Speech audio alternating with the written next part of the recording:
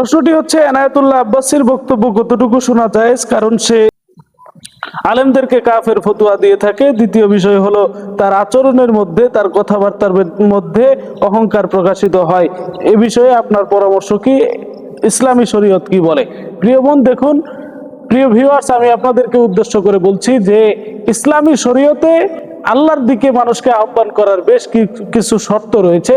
তার মধ্যে এক নাম্বার হচ্ছে, আল্লাহ তাআলা বলছেন, উদউ ইলা সাবিলি রাব্বিকা বিল হিকমা, তোমরা তোমার রবের দিকে মানুষকে আহ্বান করো প্রজ্ঞার সাহায্যে এবং ওয়াল মাউইজাতিল হাসানা, এবং উত্তম ওয়াজের মধ্য দিয়ে, উত্তম কথার মধ্য দিয়ে।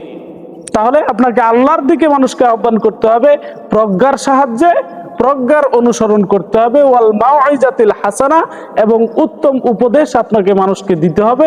যদি দেন তাহলে আপনি আল্লাহর পথের দিকে মানুষকে ডাকতে পারেন। দ্বিতীয় বিষয় হচ্ছে, ইবাদুর রহমানিল্লাযীনা ইয়ামশুনা ফিল আরদি হাওনা, যে দয়াময়ের বান্দা যারা, তারা পৃথিবীতে নিম্ন ভরে, পৃথিবীতে মাথার নম্রভাবে পদচারণা করে, নম্রভাবে চলাচল করে। দয়াময়ের বান্দা যারা, তারা পৃথিবীতে নম্রভাবে চলাচল করে। এখন একজন মানুষের কথার মধ্য দিয়ে, একজন মানুষের আচরণের মধ্য দিয়ে যদি দাম্ভিকতা প্রকাশ পায়, বরত্ব প্রকাশ পায়, তাহলে আল্লাহর এই বিধান লঙ্ঘন হলো। তৃতীয় আরেকটি বিষয় হচ্ছে, মুসলমানদের সাথে মুসলমানদের আচরণের একটা শর্ত রয়েছে। আল্লাহ তাআলা বলছেন, মুহাম্মাদুর রাসূলুল্লাহি ওয়াল্লাযীনা মাআহু আশিদ্দাউ আলাল কুফার রুহামাউ বাইনাহুম। মুহাম্মাদুর রাসূলুল্লাহ এবং তার সাথী সঙ্গী যারা ছিল, তারা কাফেরদের বিরুদ্ধে ছিল কঠোর, এবং নিজেদের মধ্যে তাদের আচরণ ছিল দয়াময়তায়, মাধুর্যতায়, নমনীয়তায় ভরপুর।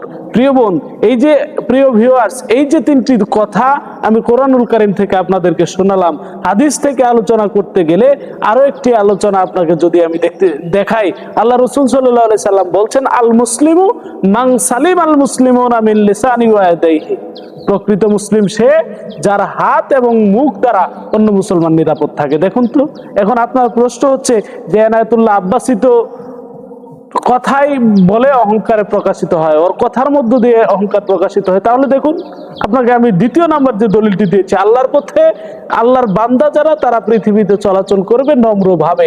এখন যদি নম্রতা তার ভিতরে না থাকে, আপনি তার বক্তব্য শুনতে পারবেন না।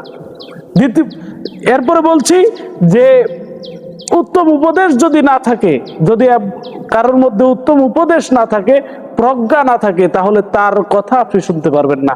এরপরে হচ্ছে, এই যে আলেমদের বিরুদ্ধে কাফের ফতোয়া দেওয়া, আরে কাফের ফতোয়া বড় মজলিসে কেন?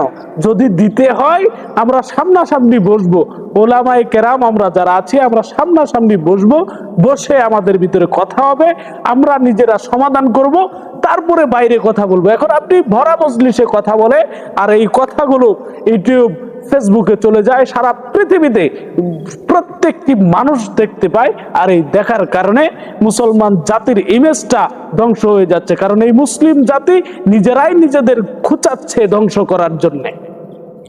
খুব কষ্ট লাগে।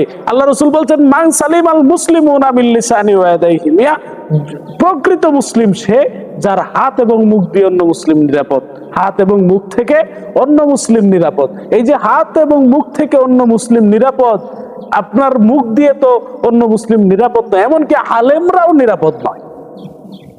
তো আশা করি এই এহেন দলিলের ভিত্তিতে আমরা স্পষ্টভাবে প্রতীয়মান হতে পারি যে সকল বক্তা, শুধুমাত্র এনায়েতুল্লাহ আব্বাসী নয়, যে সকল বক্তা এই ধরনের কথা বলবে, এই ধরনের আলোচনা করবে, এই ধরনের আচরণ তার ভিতরে প্রকাশিত হবে, আমরা তাকে বয়কট করব, তার আলোচনা আমরা শুনবো না, তার আলোচনা আমাদের জন্য শোনা জায়েজ হবে না।